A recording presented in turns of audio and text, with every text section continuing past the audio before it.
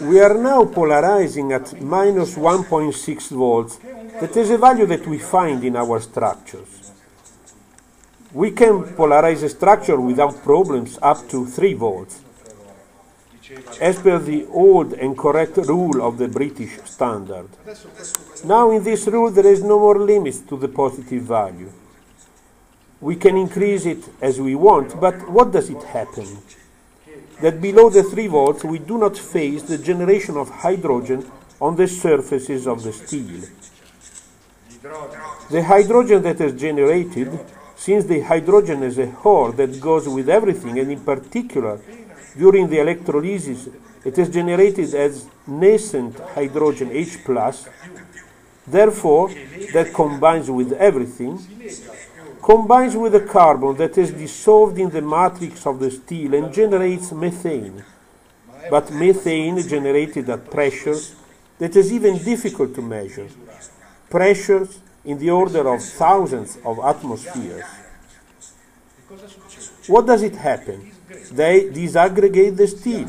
We have the corrosion crack due to overprotection. Then we must be careful. 1.6 volts is a very normal value. In all the pipelines of the Italian aqueducts, the typical value is 2 volts. In the pipelines, for instance, of SNAM, the Italian company that distributes gas, in the methane pipelines, the typical value is between 1.6 and 2 volts. On the other hand, the polarization value is 0.85 volts, but the criteria is that of the polarization. That is, the Americans say, well, we all say, if the structure has a polarization value, that is when we switch off the power supply, like this, higher than 0.85 volts, we are in the conditions of cathodic protection.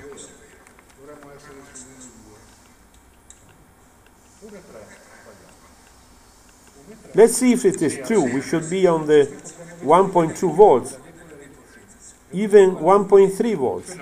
If we had a recording, we could see that the polarization curve is a slow curve. It is a very interesting phenomenon because we have the generation of a natural passive film that lessens with time with a logarithmic law.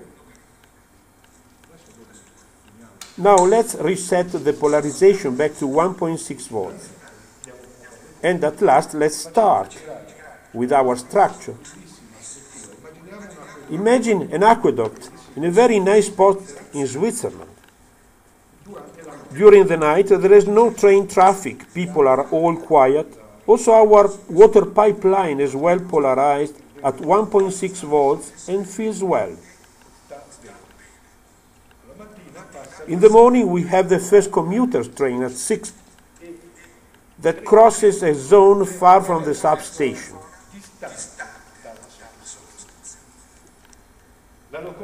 Let's suppose that the locomotive of the train has a 1000 HP engine to make calculations easy. 750 kilowatts. And it climbs trailing behind a few rail cars on the Swiss mountains. Out of these 750 kilowatts, the engine, that is an excellent Swiss electric motor from Braun Boveri, has an efficiency of 95%. Therefore, we have left some 30 kilowatts that we don't know where they go.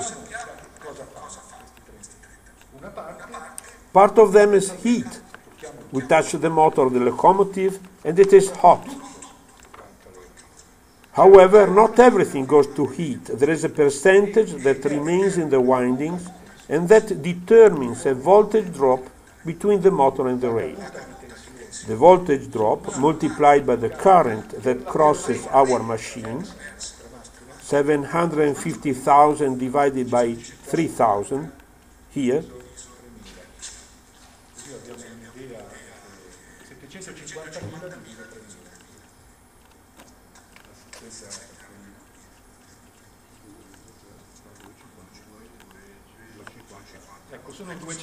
250 amps that we get from our pantograph and that go back through the rail for a residual voltage drop of 10 volts between the motor and the rail.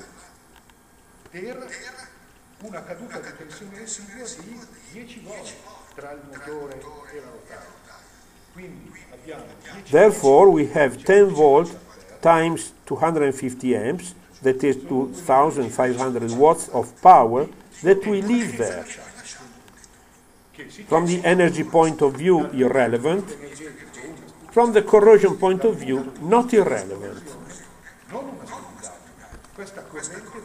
This current wants to go back to the substation. It must cross 15 kilometers of Swiss territory, rocky, through marshy, dry, humid zones, but certainly will run close to the water pipeline of the small Swiss town.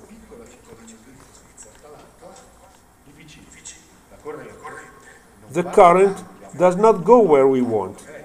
It goes where it wants to go, where the resistance of the conductor is lower. When it finds a failure in the insulation of the pipeline, zap, it squeezes in and goes back to the substation through the pipe.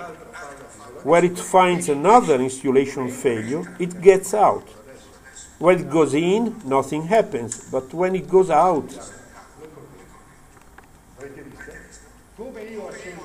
Now let's switch our power supply and notice the currents. Have you seen? When I have switched on this power supply at a minimum value, there we already have the effects. Now I increase the voltage. See what the power supply does.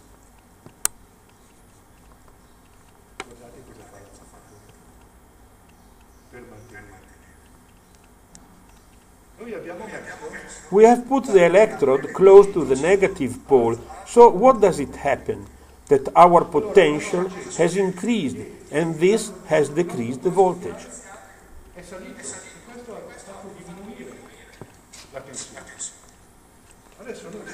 We now move our electrode. We put it close to this. We make the adjustments to our structure. And we see that to obtain the same value, the current is increased further. Let's go up again with our interference. So at this point we have in any case the potential that is kept constant. There is a difference of 3 millivolts. We adjust it and take up to 1.6 volts. It is a fascinating technique because it allows understanding through small things important things. Allora, a questo punto abbiamo in ogni caso il potenziale che è mantenuto costante. Ci sono 3 millivolt di differenza del sistema.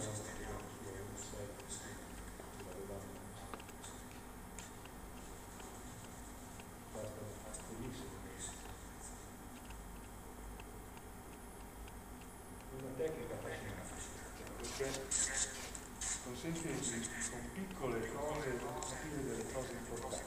Per noi, in questo banchetto qui, But in this bench here, in this moment, we are really in correspondence to our pipeline in Switzerland, with the locomotive that struggles and spits blood and current on the rail to be able to climb.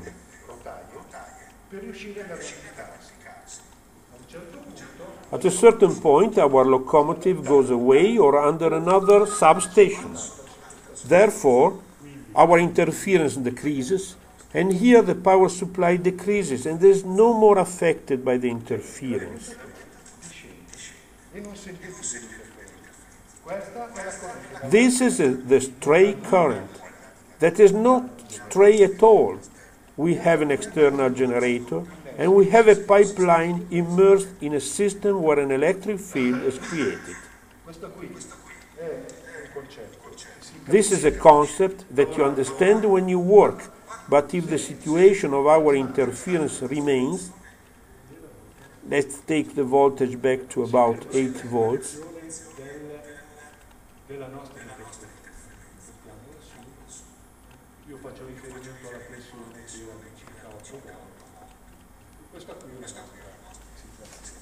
Adesso vi faccio vedere. Now I'll show you what it happens with the polarization test, that is by removing the cathodic protection.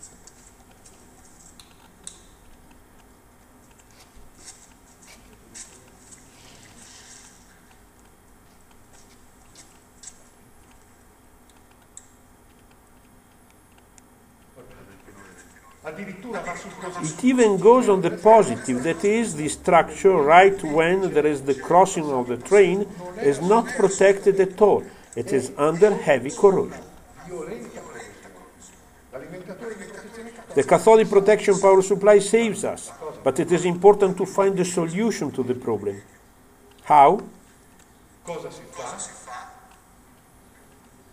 Si va a prendere un diode. We go finding a diode. But this is another exercise.